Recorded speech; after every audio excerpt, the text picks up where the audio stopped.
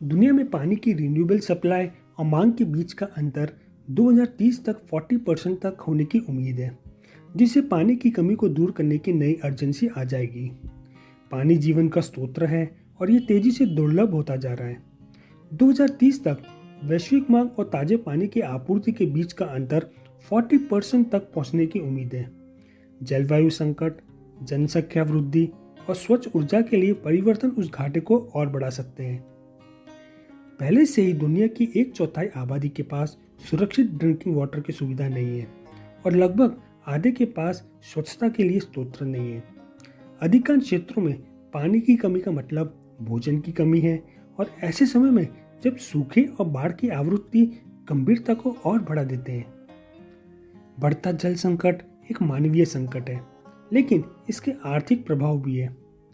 विश्व बैंक का अनुमान है कि 2050 तक कुछ क्षेत्रों में पानी की कमी जीडीपी वृद्धि को 11.5% तक प्रभावित कर सकती है।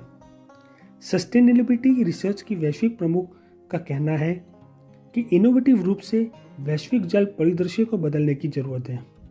वे और उनकी टीम जलवायु परिवर्तन और भोजन के भविष्य सहित स्थिरता मेगा ट्रेंड का अनुसरण कर रही हैं।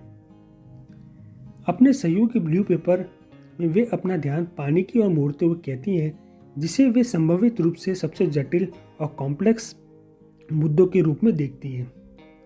वास्तव में पानी के मुद्दों के सॉल्यूशन ढूंढने के लिए वे इंफ्रास्ट्रक्चर और इंडस्ट्रीज में महत्वपूर्ण निवेश की आवश्यकता पर भार डालते हैं और नीतिगत बदलाव जो पानी को उसके वास्तविक मूल्य के करीब लाते हैं और उद्योगों में व्यवसाय द्वारा पानी के उपयोग में पूर्ण परिवर्तन करते हैं। पिछली शताब्दी में पानी की मांग में 6 गुना वृद्धि हुई है। पानी के आसपास की कई चुनौतियां इसकी अनूठी विशेषताओं के कारण है। इसे मूव करना मुश्किल है और महंगा है, और शायद सबसे महत्वपूर्ण बात यह है कि पानी की कीमत इसके वास्तविक मूल्य को नहीं दर्शाती है।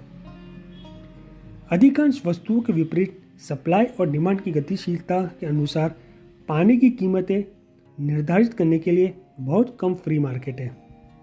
बेहतर उपचार, परिवहन, जल संरक्षण के लिए आवश्यक इंफ्रास्ट्रक्चर के लिए धन की कमी हो गई है। दुनिया पानी के प्रोविजन और मेंटेनेंस पर सालाना करीब 850 अरब डॉलर खर्च करती है, जिसमें से सिर्फ 300 अरब डॉलर कैपिटल एक्सपेंडिचर है। ये ग्लोबल इलेक्ट्रिकल सिस्टम और ग्लोबल फॉसिल फ्यूल इंडस्ट्री में से प्रत्येक पर खर्च किए जाने वाले खर्च का लगभग 1/3 है। भविष्य की ओर देखते हुए मार्केट बेस्ड सिस्टम्स अधिक प्रचलित हो सकती है, क्योंकि पानी की बढ़ती कमी के कारण अधिक जांच, अधिक रेगुलेशंस और अंततः उच्च लागतें होती हैं। ये उद्योगों में वाटर इंटेंसिव बिजनेसेस के लिए नए जोखिम पैदा करते हैं, अपैरल मैन्युफैक्चर से लेकर डेटा सेंटर तक। लेकिन ये अधिक इनोवेटिव समाधान और कैपिटल इन्वेस्ट के लिए निवेश के लिए नए द्वार खोल सकते हैं। अगले 4 वर्षों में हम अनुमान लगाते हैं कि वैश्विक जल इंफ्रास्ट्रक्चर के विस्तार और सुधार में $1.4 ट्रिलियन का निवेश किया जा सकता है। पानी के उपयोग को ट्रैक करने के लिए क्या आधुनिक पैमाइश है? ये एक पुरानी कहावत है कि जिसे आप मैनेज नहीं कर सकते उसे आप मेजर नहीं कर सकते। फिर भी अनुमानित 30% वैश्विक पानी 1 मीटर से जुड़ा नहीं है। कई प्रणालियां जो मौजूद है पुरानी है। पानी के उपयोग को मैनुअल रूप से जांचने के लिए मीटर रीडिंग्स पर निर्भर रहना पड़ता है। बेहतर पैमाइश और डिजिटल सिस्टम यूटिलिटीज़ को डिमांड पैटर्न को बेहतर ढंग से समझने, सिस्टम लीक, पानी की गुणवत्ता को ट्रैक करने, पानी की बिलिंग और योजना में सुधार करने में मदद कर सकते हैं।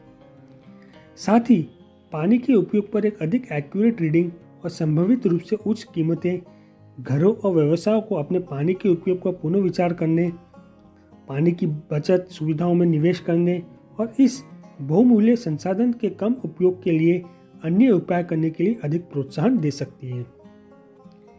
महासागर और समुद्र 97% वैश्विक जल स्रोतों का प्रतिनिधित्व करते हैं, जिससे डिसैलिनेशन प्रोसेस समुद्री जल से नमक और अन्य कणों को हटाने की प्रक्रिया करते हैं। मीठे पानी की सप्लाई बढ़ाने के सर्वोत्तम विकल्पों में से ये एक है। 2020 में डिसैलिनेशन ने वैश्विक ताजे पानी की मांग का लगभग 1% पूरा किया। अब पाइपलाइन में 150 से अधिक डिसैलिनेशन परियोजनाओं के साथ डिसैलिनेशन मार्केट 2025 तक लगभग 9% वार्षिक रूप से बढ़ सकता है। इसी बीच नैनो टेक्नोलॉजी एक ऐसी टेक्नोलॉजी है जो पानी को तेजी से डिसैलिनेट करती है, क्षमता में और सुधार कर सकती है। डिसैलिनेटेड पानी अभी भी कृषि उपयोग के लिए बहुत महंगा हो सकता है, लेकिन ये मीठे पानी के लिए नए स्रोतों को टैप करने के लिए घरों, इंडस्ट्रीज के लिए एक व्यवहार्य विकल्प हो सकता है। व्यवसाय अपने जल उपयोग पर पुनः विचार कर रहे हैं। कृषि ताजे पानी के सबसे बड़े उपयोगकर्ताओं में से एक हो सकती है, लेकिन बढ़ते जल संकट में निस्संदेह सभी उद्योगों को अपने पानी के उपयोग पर पुनः विचार करने की आवश्यकता होगी। आल्सवर्थ कहते हैं कि निवेश के दृष्टिकोण से हम सोचते हैं कि समय के साथ साथ पानी के अधिक यूसेज वाली कंपनियों को संभावित रूप से अधिक पानी के मूल्य निर्धारण के लिए तैयार रहना चाहिए, क्योंकि अधिक मार्केट आधारित और गतिशील मूल्य निर्धारण तंत्र उपयोग में लाए जाते हैं। अब तक ऊर्जा कंपनी और उपयोगिता में सबसे अधिक पानी की यूसेज होती थी। इसके बाद खनन और सीमेंट का स्थान आता है। इन उद्योगों की कंपनियों को डिसैलिनेटेड समुद्री जल, वाटर रिसाइकल और अन्य नवीन तकनीकों के उपयोग के बारे में गंभीर होने की आवश्यकता होगी। फार्मास्यूटिकल्स, बेवरेजेस, सेमीकंडक्टर्स और डेटा केंद्रों में निवेशकों को ये भी ध्यान देना चाहिए कि इन क्षेत्रों की कंपनियां बेहतर प्रोडक्टिविटी के लिए क्या स्टेप्स उठा रही हैं। तो बस ये वीडियो आज के लिए इतना ही। धन्यवाद।